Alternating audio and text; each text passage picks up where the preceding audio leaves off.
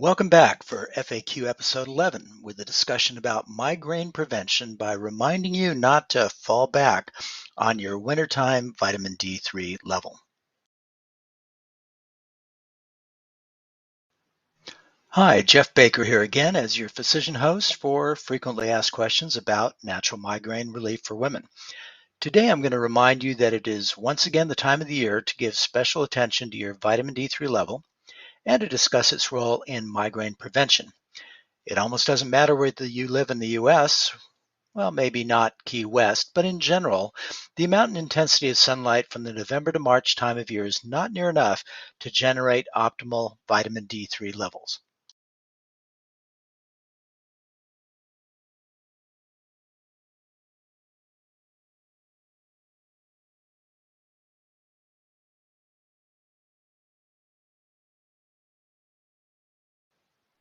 Vitamin D3 can play a neuroprotective role in several disorders, including migraine, and ever accumulating evidence suggests that vitamin D acts as a neurosteroid and is required for normal brain development and function.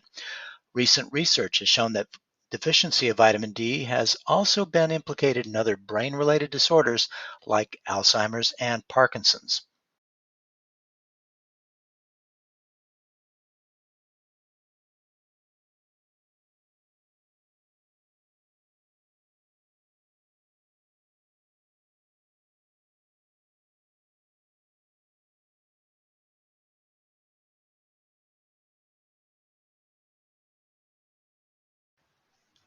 Studies strongly suggest a direct link between vitamin D deficiency and migraine expression. The Migraine Center at the Cincinnati Children's Hospital Medical Center analyzed existing data on over 7,600 young migraine sufferers and found that 70% of the participants had significantly lower vitamin D levels than the standard reference range. This data most likely applies to adults with migraines as well. Another study showed that half of those with vitamin D3 support, which were brought to optimal levels, then saw their migraine attack frequency reduced by 50% or more.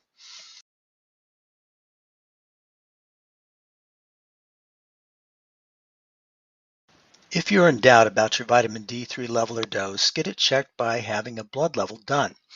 In general, we're looking for vitamin D3 levels between 60 and 80 nanograms per ml, while the cutoff for sufficiency appears to be around 40 nanograms per milliliter.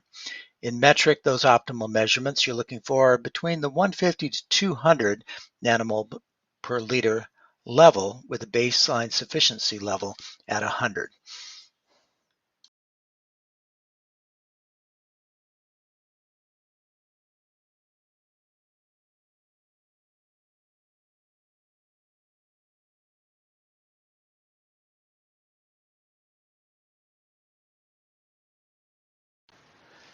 Here are four additional key indicators that would indicate that checking your vitamin D3 level and then optimizing it would be a high value priority for you, including one, do you live at or north of the 37th parallel?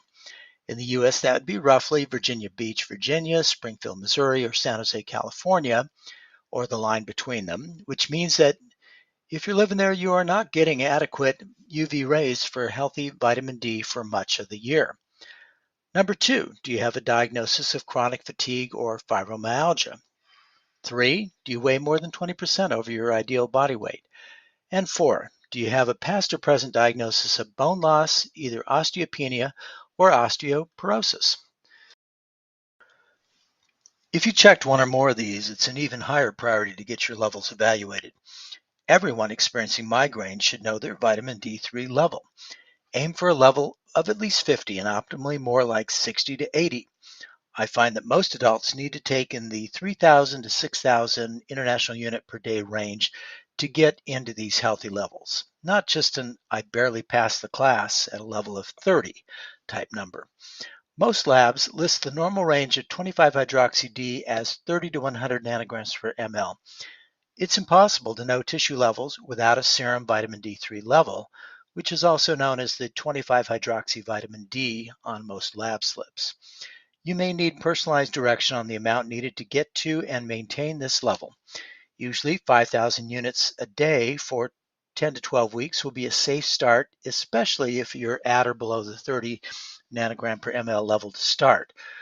For the first 6 months of augmentation, it may be worth checking a D3 level every 10 to 12 weeks to assess your success in raising your levels to an optimally effective range.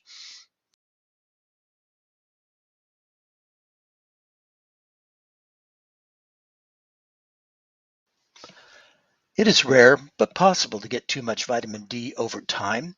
A level of up to 100 nanograms per ml is well tolerated, but higher levels can affect calcium levels and create side effects like feeling tired or confused, having a poor appetite, feeling very thirsty, abdominal pain, altered bowel function, either constipation or diarrhea, muscle weakness, or muscle or bone pain. If you see any of or particularly several of these signs, have the vitamin D level rechecked.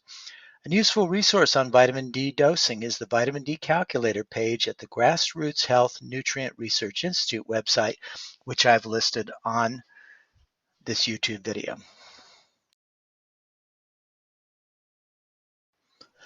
As vitamin D3 is a fat-soluble vitamin, you should always take it with a meal to optimize absorption. If not, your absorption could drop by as much as 50%. It's also advisable to take vitamin K2, 100 micrograms per day with your vitamin D to optimize calcium delivery to the bone rather into the soft tissues where it does not belong.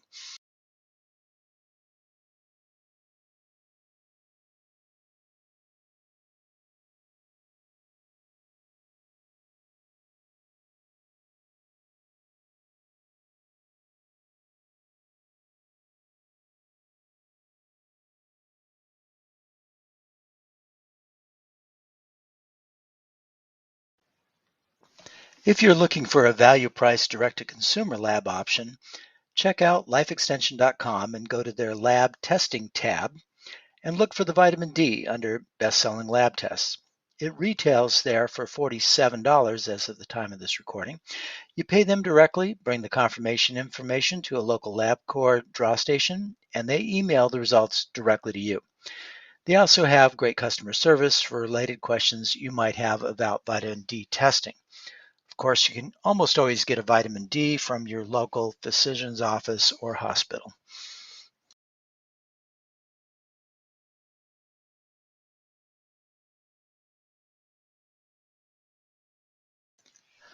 Vitamin D is only one of several nutrients where a deficit can contribute to migraine headaches. Lesson number 19 from my Natural Migraine Relief for Women course reviews all of this and much more in detail. Look to naturalmigrainerelief.online for more information on how you can find and personally triage the best non-drug therapy for your migraines.